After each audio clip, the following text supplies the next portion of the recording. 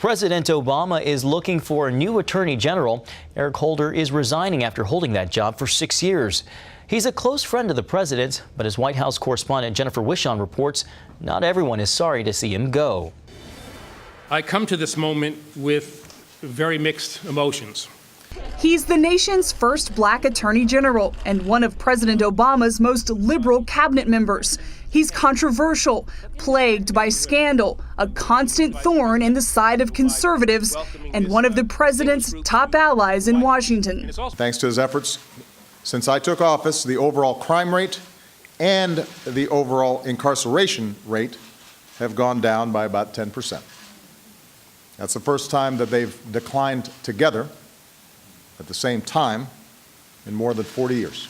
Holder was recently called on to focus on an issue close to his heart, civil rights, overseeing federal response to social unrest in Ferguson, Missouri, following the shooting death of a black teen by a white police officer. But his critics say Holder turned the Justice Department into an arm of the president's political operation, using his power as top cop to deny justice in some cases, even punishing some journalists for digging too deep. The Department of Justice has been this block of not allowing the truth to come out. So I'm glad he's leaving. He's talking, among other things, about the Justice Department's refusal to turn over documents related to Fast and Furious, the gun running scandal in which the ATF lost some 14,000 guns in Mexico, including 2 that surfaced at the murder scene of a U.S. Border Patrol agent. His actions led Congress for the first time to hold an attorney general in contempt.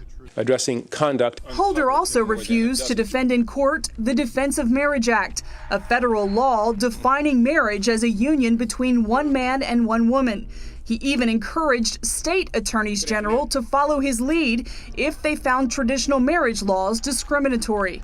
And for many Americans, the list continues, including his investigation of the IRS, targeting conservative political groups applying for tax-exempt status. He was in charge of the Justice Department when they were running guns to Mexico, to illegal gangs, and that the IRS, right under their nose, was engaged in illegal activity. That's the legacy of the Attorney General. Holder's legacy will be debated for years, but for now, the commander-in-chief must find a replacement for the remaining 2 years of his term. Jennifer Wishon, CBN News, the White House.